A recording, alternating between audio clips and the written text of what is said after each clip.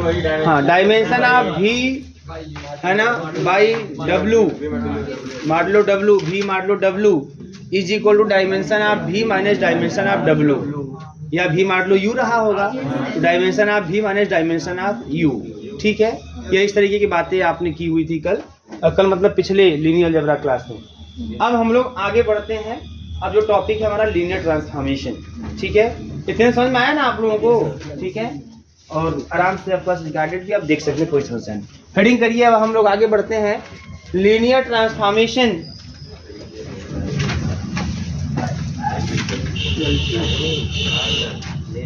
Linear transformation linear transformation. ठीक है sir जी, इस जो फर्स्ट यूनिट तो क्वेश्चन करवा दीजिए। हाँ, क्वेश्चन करवाएंगे, घबराइए मत, क्वेश्चन हो जाएगा उसमें, इतना मत घबराइए, सब कुछ होगा। ठीक है, क्या आप लिखे हैं? Linear transformation. अब लीनियर ट्रांसफॉर्मेशन की बात करते हैं। यहाँ पे देखिए क्या है लीनियर ट्रांसफॉर्मेशन, उसको जान लीजिए आप।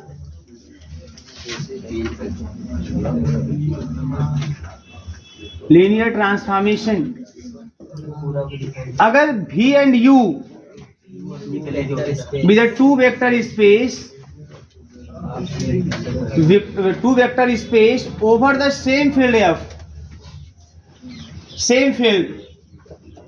over the same field F, then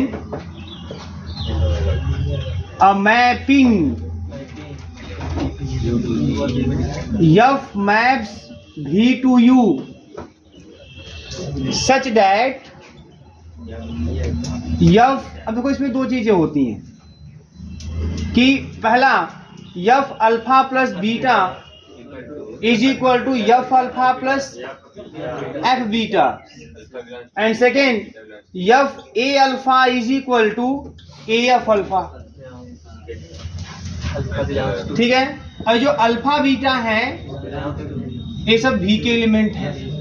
ठीक है ना, और जो A है फील्ड का एलिमेंट है। अब इसी दोनों को हम लोग मिला के एक साथ भी लिख लेते हैं कि अगर कोई मैपिंग भी से यू में डिफाइंड है, मतलब एक वेक्टर स्पेस से दूसरे वेक्टर स्पेस में, मैंने ये चीज ध्यान में रखी है आप। अगर कोई मैपिंग एक वेक्टर स्पेस से दूसरे वेक्टर स्पेस में डिफाइंड है और वो यह कंडीशन है ना ये कंडीशन अगर होल्ड कर रहा है, तो ऐसी स्थिति में ये दोनों कंडीशन का है, चाहे इसको मिला दी जाए तो F A alpha plus B beta is equal to A F alpha और प्लस का B F बीटा। ठीक है, तो यहाँ पे ऐसे भी सकते देना मैपिंग F मैच V to U is called linear transformation. Linear transformation if it satisfies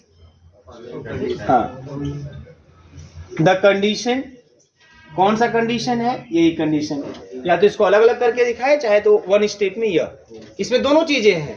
कैसे देखो यहाँ पे, जैसे यह ब्रेक कैसे हुआ, अगर एक्चुअली मैं देखूं इसको देखो कैसे है। देखो यहाँ पे पहले प्रॉपर्टी के अकॉर्डिंग इसको ऐसे लिख दो F A alpha plus F B beta, ये लग गया पहली प्रॉपर्टी। फिर दूसरी प्रॉपर्टी के अंतर्गत स्केलर बाहर A F अल्फा और प्लस B F बीटा, तो एक्चुअली वही बात है। मतलब इस वाले एक स्टेप में ये दोनों आपका इंक्लूड है। ठीक है ना, तो अगर आपको बोलना है कि F या T से भी कहीं कहीं दिखा होगा है ना, F या T कोई अगर लीनियर ट्रांसफॉर्मेशन है एक वेक्टर स्पेस से दूसरे वेक्टर स्पेस में, तब वह यह कंडीशन सेटिस्फाई करेगा। या यह दोनों लिखिए या शार्ट में आप लिखिए F या T A alpha plus B beta is equal to A F alpha plus B F beta या A T alpha plus B T beta, जो भी आप मैपिंग दिखाए हो F से G से T से जिससे भी आप दिखाए हो। बात समझ में आ रही है? तब ऐसे को हम बोलते हैं लीनियर ट्रांसफॉर्मेशन। ऐसी जो मैपिंग होती है वो क्या होती है? Linear transformation. यही सेम कंडीशन होता है, यही सेम कंडीशन होता है, बस अगर यही जो मैपिंग है अगर ये वेक्टर स्पेस से फील्ड में डिफाइंड हो जाए, है ना, V to F या U to F। बात समझ में आ रही है? यही मैपिंग अगर वेक्टर स्पेस से फील्ड में डिफाइंड हो जाए और सेम यही कंडीशन होल्ड करे, सेम यही कंडीशन होल्ड करे, तब हम इसी मैपिंग को लीनियर फंक्शनल बोलते हैं। बात समझ में, लीनियर फंक्शनल कहा जाता है। तो ये भी चीज ध्यान है कि लीनियर फंक्शनल पढ़ना है हम लोगों को इसमें। बात समझ में आ रही है ना? तो अगर वेक्टर स्पेस से फील्ड में डिफाइंड होगा same condition hold linear functional, अगर वेक्टर स्पेस से एक वेक्टर स्पेस से दूसरे वेक्टर स्पेस में डिफाइंड है ना, तो लीनियर ट्रांसफॉर्मेशन। बात समझ में नोट करिए डिफिनेशन। इस पर कुछ क्वेश्चन ग्रुप में एग्जांपल एक दो करवा देते हैं। आप अभी बोले नाम ले लिए, उसको भी ध्यान दीजिएगा आप लोग। इसमें ऑपरेटर वर्ड भी सुनाई देगा आपको, ठीक है। देखो linear transformation, linear transformation, linear operator और लीनियर फंक्शनल, लीनियर फंक्शनल, ठीक है ना। इन सब में कंडीशन यही होल्ड होगा। लीनियर ट्रांसफॉर्मेशन में जो मैपिंग होगी, मान लीजिए टी से ही दिखाए या एफ से ही दिखाएं, यह एक वेक्टर स्पेस से दूसरे वेक्टर स्पेस में होगी। लीनियर ऑपरेटर में जो मैपिंग होगी वह सेम वेक्टर स्पेस से उसी वेक्टर स्पेस में होगी। और लीनियर फंक्शन में जो मैपिंग होगी वह वेक्टर स्पेस से फील्ड में होगी। बस यही बात होती है। बात समझ में आ रही है। एक तरह से लीनियर ऑपरेटर की हम लोग बहुत विशेष बात नहीं करते, क्योंकि लीनियर ऑपरेटर एक तरह से लीनियर ट्रांसफॉर्मेशन के ही कैटेगरी में आ जाता है, क्योंकि इसमें भी भाई वेक्टर स्पेस से वेक्टर स्पेस में ही है, बस इसमें सेम है ना। और इसमें सेम भी हो सकता है, डिफरेंट भी हो सकता है, कोई दिक्कत नहीं है। बात समझ के रखिएगा आप लोग। तो ये जो है ना, ये सेम और डिफरेंट दोनों हो सकता है, और ये जब सेम होगा तभी आप ऐसा बोलोगे। और ये तो भाई अलग है ही है, क्योंकि यहाँ पे जो इमेज है वो फील्ड का एलिमेंट मिलेगा, इमेज फील्ड का एलिमेंट मिलेगा। तो सेम मैपिंग है, बस है ना, कंडीशन सेम। मतलब कोई मैपिंग टी जो है वो भी से एक वेक्टर स्पेस अगर दूसरे वेक्टर स्पेस में डिफाइंड है और यह कंडीशन होल्ड कर रही है तो लीनियर ट्रांसफॉर्मेशन। अगर कोई मैपिंग है ना सेम वेक्टर स्पेस से उसी वेक्टर स्पेस में डिफाइंड है, यह कंडीशन होल्ड करे लीनियर ऑपरेटर। अगर कोई मैपिंग जो है वेक्टर स्पेस से फील्ड में डिफाइंड हो रही है और यह कंडीशन होल्ड कर रही है तो उसको हम लीनियर फंक्शनल बोलते हैं। बात समझ में आ रही है। अब फॉर एग्जाम्पल में बात करते हैं। देखिए नंबर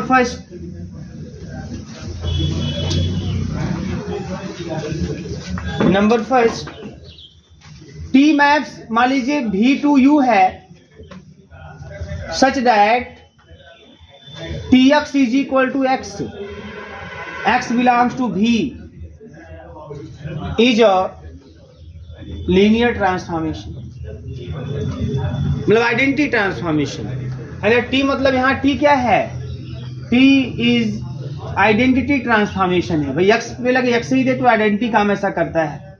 ये आइडेंटिटी ट्रांसफॉर्मेशन के नाम से भी जाना जाएगा, और बहुत जगह उसको हम लोग आई से भी दिखा लेते हैं, टी से दिखा ले चाहे आई से दिखा ले, ठीक है, कोई दिक्कत नहीं उसमें। तो identity transformation is a linear transformation या लीनियर, कभी कोई स्टार्ट में बस लीनियर बोल दे समझ जाइएगा आप, लीनियर ट्रांसफॉर्मेशन। लेकिन बस लीनियर बोला गया तो देखिए कहां से कहां डिफाइंड है। अगर एक वेक्टर स्पेस दूसरे वेक्टर स्पेस में, तब उसको बोलिए लीनियर ट्रांसफॉर्मेशन, समझिएगा उसका मतलब। अगर एक वेक्टर स्पेस से सेम वेक्टर स्पेस में उसी वेक्टर स्पेस में तो लीनियर ऑपरेटर समझिएगा आप लोग, और अगर वेक्टर स्पेस से फील्ड में तो लीनियर फंक्शनल। बात समझ में आ रही है। तो केवल लीनियर बोलेगा तभी आप समझ जाइए कि लीनियर ट्रांसफॉर्मेशन होगा, तो लीनियर फंक्शन होगा, तो लीनियर ऑपरेटर होगा। कंडीशन सेम ही है, बस आपको देखना है कहां से कहां डिफाइंड है। बात समझ में आ रही है। अब ध्यान दीजिए यहाँ पे, तो अब ये आपका लीनियर ट्रांसफॉर्मेशन है। अब इसको देखना है तो आप देख भी सकते हो। अगर आप लेट कर लो x, y belongs to v, x, y belongs to v and a, b belongs to f, है ना। तो ये क्या रिजल्ट आने वाला है, तो इसका मतलब t ax प्लस by। अच्छा एक चीज और यहाँ पे बेटा, देन अगर x v का है तो कोई भी x अगर v का है तो जब t उस x पे लग रहा है तो हमें x दे रहा है, और इसे से y अगर v का है तो उसमें जब t लगेगा तो हमें y देगा। ये चीज आपके पास है। अब अगर अच्छा अब x y v का है, a b f का है, तो ax प्लस by भी आपका v का ही एलिमेंट होगा। वेक्टर स्पेस है ना, वेक्टर स्पेस तो वेक्टर स्पेस का प्रॉपर्टी जानते हो कि a ले लिया इसका फील्ड से और अल्फा ले लिया वेक्टर स्पेस से, तो a अल्फा भी उसी में बिलोंग करेगा। और बाय क्लोजर प्रॉपर्टी सम भी मान लीजिए जैसे बी ले लिया बीटा ले लिया, ए भी v में बिलोंग करेगा। दोनों v का एलिमेंट है तो क्लोजर प्रॉपर्टी एडिशन वाले से जोड़ देंगे तभी वो v में ही आएगा। तो ये जो ax प्लस by है ना, ये भी v का ही एलिमेंट है। तो जब v का एलिमेंट है तो v के किसी भी एलिमेंट जब t लग रहा है तो वही दे रहा है, तो वही देगा, वही देगा। अब वही दे दिया, लेकिन ax क्या है, या tx है, या y क्या है, या ty है, हो गया, कंडीशन होल्ड कर गया। ये समझ है, ये लीनियर ट्रांसफॉर्मेशन है। बात समझ में आ रही है। इसी प्रकार से अगर मैं कोई मैपिंग इस तरह से डिफाइन कर दूं, भी से यू में, भी से भी में, कोई दिक्कत नहीं है, such that T x is equal to 0,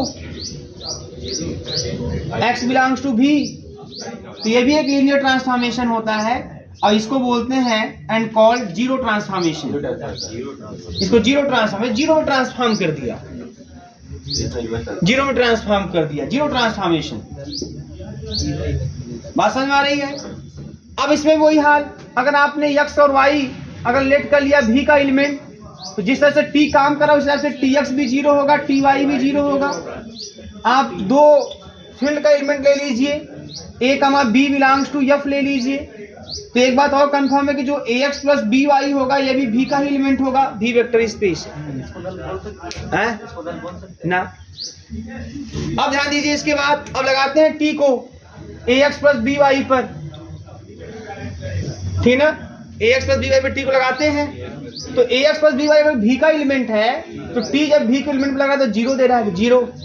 इस 0 को लिख देते हैं 0 प्लस 0, इस 0 को लिखते हैं a इंटू 0 तब वो 0 आएगा, इसको b इंटू 0 तब भी 0 आएगा।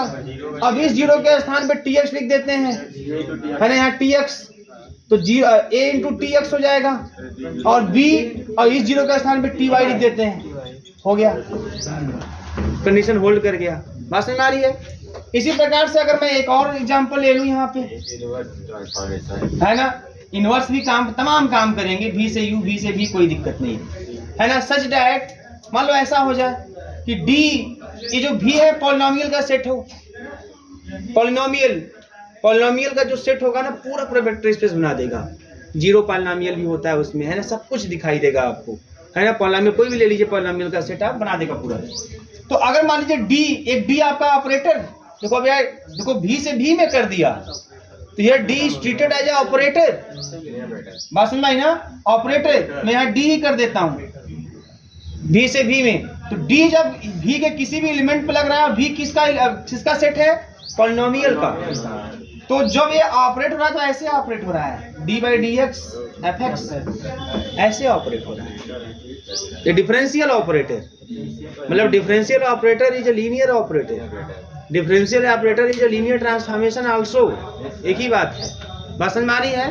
तो डिफरेंशियल ऑपरेटर, ऑपरेटर वर्ड इसीलिए यहाँ पे, बात समझ में आई? तो ये भी क्या है, पॉलिनोमियल का सेट है, तो जब d इस पर लग रहा है तो हमें पॉलिनोमियल रिजल्ट के रूप में भी पॉलिनोमियल देगा।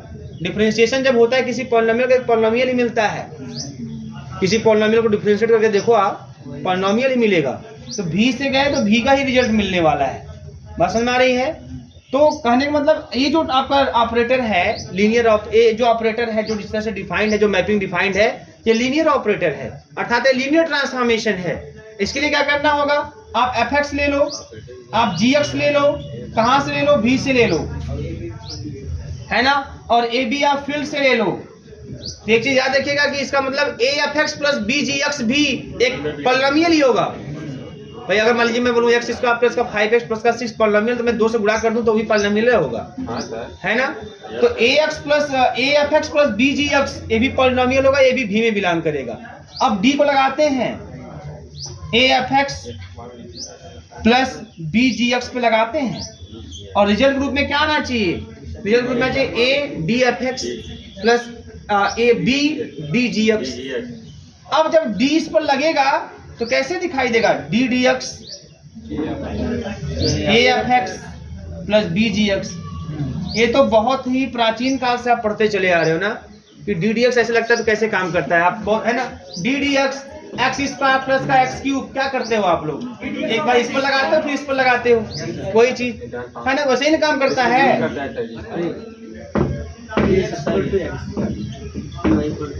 बात समझ में आ रही है ना। तो ऐसी स्थिति में ध्यान दीजिएगा, ऐसी स्थिति में अगर मैं यहाँ पे अलग अलग कर लेता हूँ, तो डी डी एक्स जो है ए एफ एक्स, क्या बात है, अरे बाप रे, ये डी डी एक्स और बी जी एक्स है, ठीक है ना। अब आपको ये भी पता है कि अगर हम डी डी एक्स को ऑपरेट करते हैं 2x पे, 2 बाहर आ जाता है तो a बाहर आ जाएगा, तो a d d x f x और plus b d d x g x, और d d x f x क्या है, डी एफ एक्स है, और यह क्या है, डी जी एक्स है, बस खत्म, होल्ड कर गया प्रॉपर्टी, ठीक है। तो यह भी इस तरह का भी ट्रांसफॉर्मेशन जो होगा वो भी लीनियर ट्रांसफॉर्मेशन है, लीनियर ऑपरेटर है।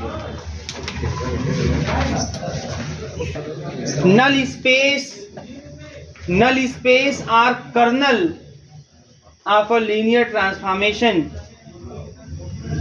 Null space are kernel of a linear transformation. Null space are kernel of a linear transformation. ठीक है बेटा, null space are kernel of a linear transformation.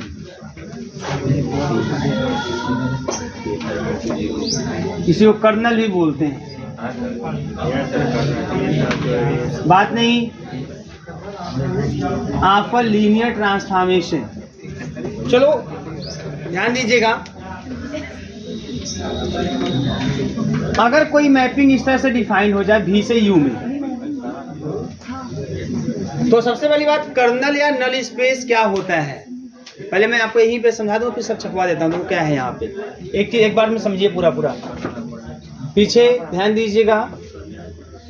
तो नल स्पेस या कर्नल क्या होता है, तो मान लीजिए टी एक लीनियर ट्रांसफॉर्मेशन है जो भी से यू में डिफाइंड है, लीनियर ट्रांसफॉर्मेशन है, T is a linear transformation defined from V to U, then null space are kernel of a linear transformation is the elements of V, है ना, या it is the set of those elements of V, या V के उन एलिमेंटों का set है which are mapped to zero of U, जो यू के जीरो से मैप्ड होता है।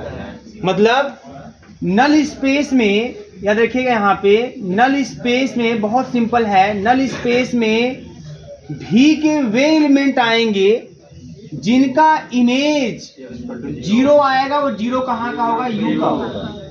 यह होता है नल स्पेस। बहुत ध्यान समझे, कुछ नहीं, बहुत ही सिंपल है ना।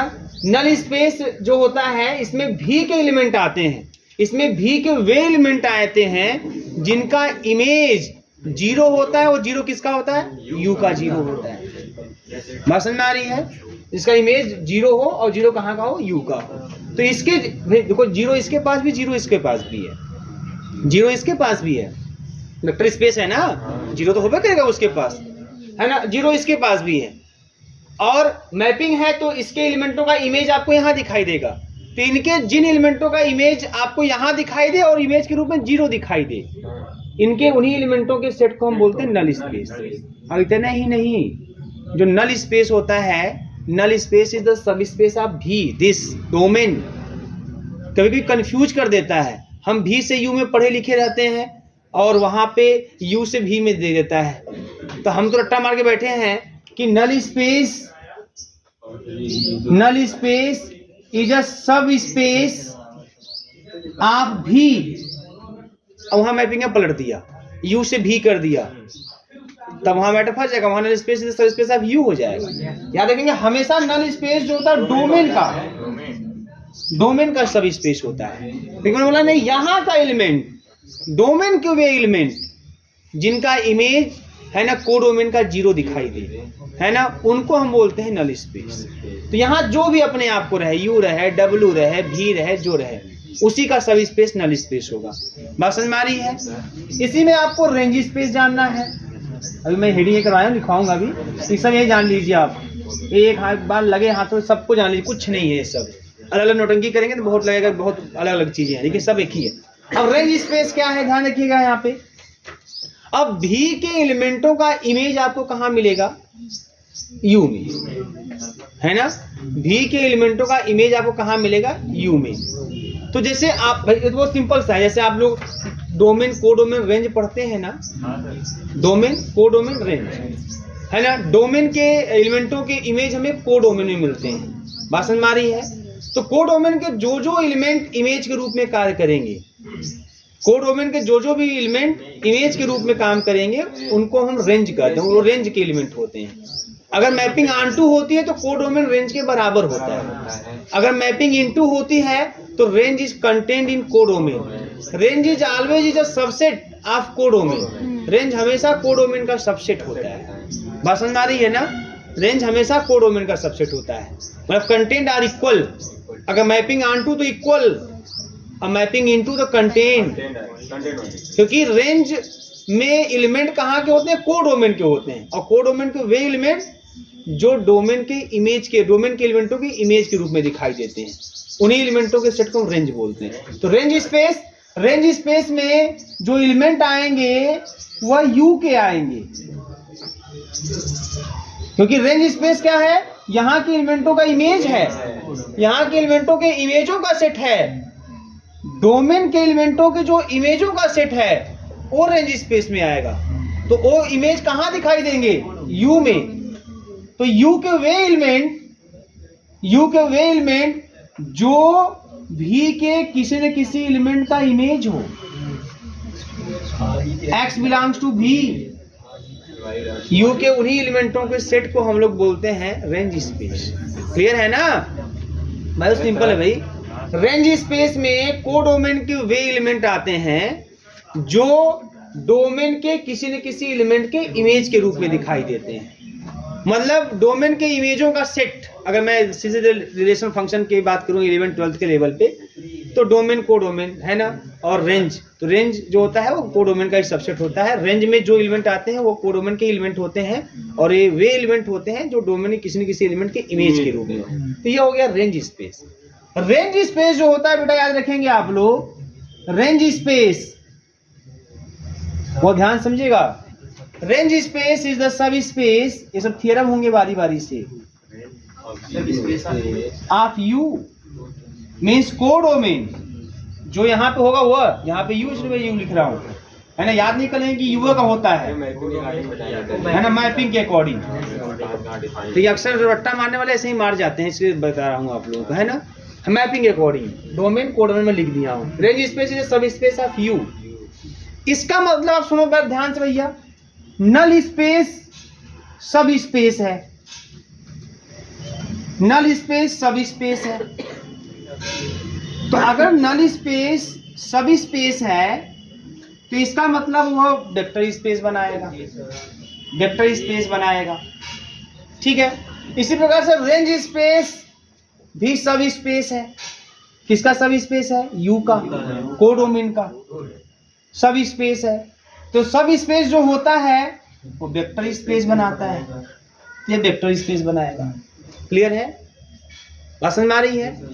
अब इसका मतलब नल स्पेस एक वेक्टर स्पेस है, रेंज स्पेस भी एक वेक्टर स्पेस है, बात समझ में आ रही है। तो नल स्पेस के बेसिस में, बेसिस वेक्टर स्पेस है ना, होता वेक्टर स्पेस का ही बेसिस होगा, है ना। तो अगर नल स्पेस का बेसिस एग्जिस्ट कर रहा है तो नल स्पेस के बेसिस में अब करेगा, नल स्पेस के बेसिस में जितने नंबर ऑफ एलिमेंट होंगे, है ना, नंबर ऑफ एलिमेंट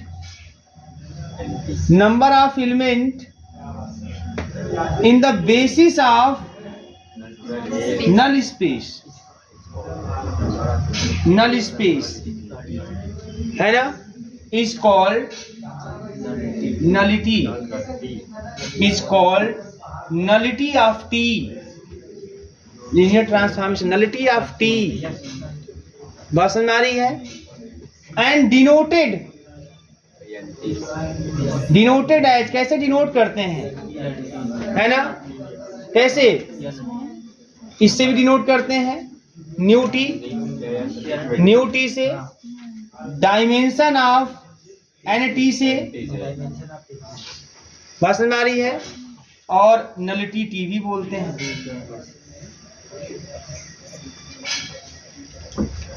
ठीक है, यह डिनोट करने का तरीका होता है। इसी सेम बेसिस पे रेंज स्पेस की भी कहानी है। रेंज स्पेस भी वेक्टर स्पेस है। Then number of element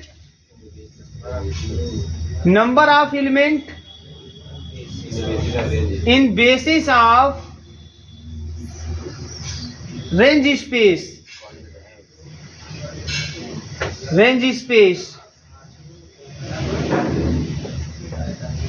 is called rank of T, and denoted as rho T से डिनोट करते हैं, यहाँ न्यू टी से, वहां रो टी से, ठीक ना। या डायमेंशन किसका, आरटी का, dimension of R, range space का डायमेंशन ना, रेंज स्पेस, यहाँ डायमेंशन किसका, एनटी का, नल स्पेस का। और इसी को बोलते हैं रैंक ऑफ टी, इसी को रैंक ऑफ टी भी बोला जाता है। बात समझ में आ रही है यह चीज। अब हमारा रैंक नलिटी थ्योरम कहता है,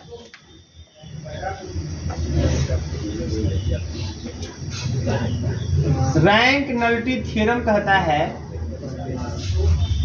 क्या कहता है रैंक नलिटी थ्योरम, कि dimension, sorry, rho T plus nu T is equal to dimension U, dimension U, याद रखिएगा, dimension U means codomain here. या इसको ऐसे भी लिखा हुआ दिखाई देगा, डायमेंशन ऑफ, है ना, मैं डी ने लिख के डायमेंशन लिखा, अच्छा लगेगा देखने में, है ना।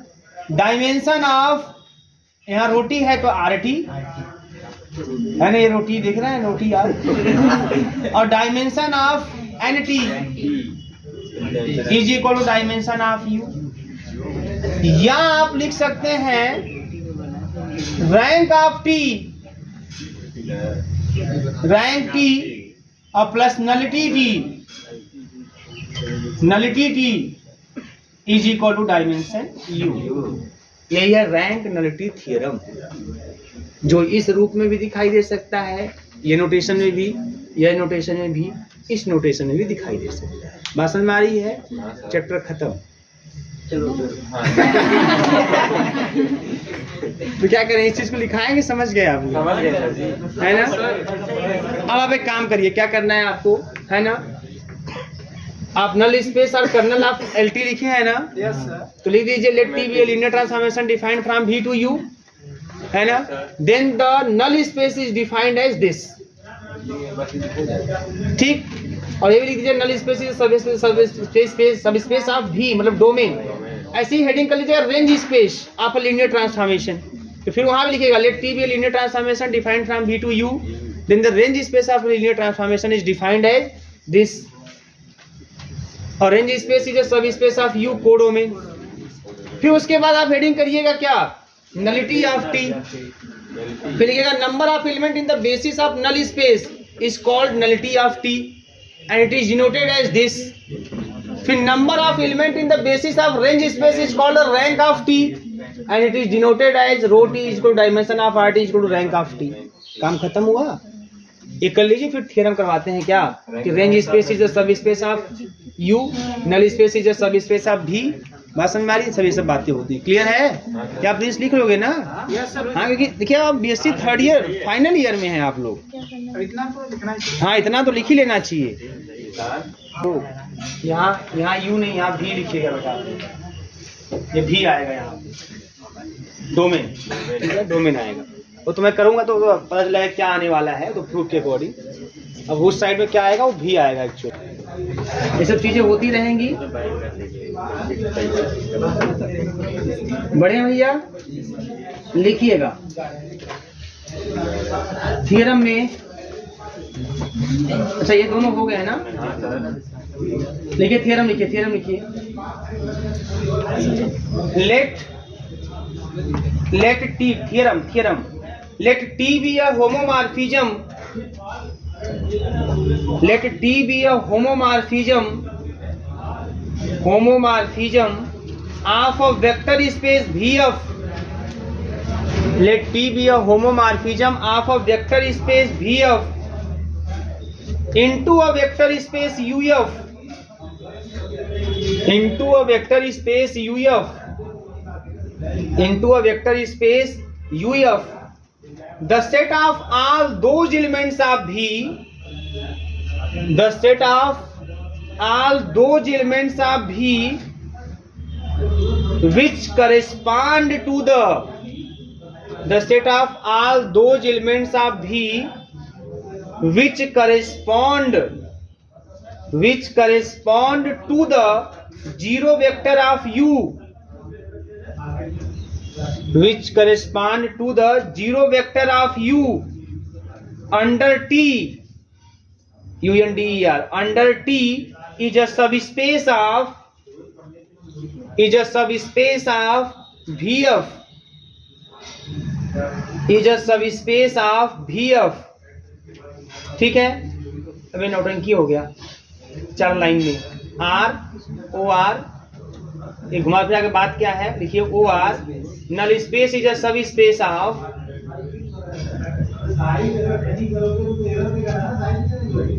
null space is a subspace of V, ठीक है ना, under UNDER under T such that T maps V to U। ये बताना चाहिए V कहाँ का है, such that T maps V to U। Actual में ये चीज है, अगर T maps V to U है तो नल स्पेस जो होता है वो V का क्या होता है, सब स्पेस होता है। बहुत सीधी सी बात। अब बताओ आप लोग, T maps V to U is a linear transformation.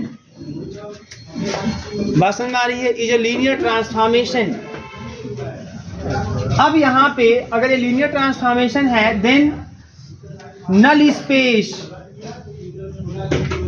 या kernel of homomorphism is defined as, ये आप जानते हैं क्या होता है, NT से दिखाते हैं नल स्पेस को, NT से दिखाते हैं नल स्पेस को NT से, और डायमेंशन ऑफ NT हो जाता है न्यू T, है ना, ये कंफ्यूजन नहीं होना चाहिए। नल स्पेस को NT से दिखाते हैं, इज इक्वल टू, है ना, ये किन एलिमेंटों set, it is the set of those elements of V, x belongs to V such that Tx is equal to 0 and 0 belongs to U। यही होता है नल स्पेस। नल स्पेस में V के एलिमेंट आते हैं। अब बेटा क्या करना है, we have to show that, हमें यह शो करना है, we have to show that, हमें यहाँ पे यह शो करना है, क्या शो करना है कि NT इज अ सब स्पेस ऑफ V। V कौन है आपको दिख ही रहा है, सब स्पेस ऑफ V। अब बेटा एक चीज कंफर्म करिए यहाँ पे, जैसे सब स्पेस की बात, अब किसी को सब स्पेस दिख रहा है मतलब क्या करते हैं, है ना, तो सब स्पेस के लिए सबसेट होना चाहिए, सबसेट तो है, क्योंकि इसको हमको NT को V का सब स्पेस दिखाना है, तो NT में एलिमेंट तो V के हैं, तो इसमें कोई डाउट नहीं है ना, तो ये तो क्लियर है, इट इज क्लियर दैट, साफ साफ दिख रहा है आप लोगों को कि NT is a subset of V।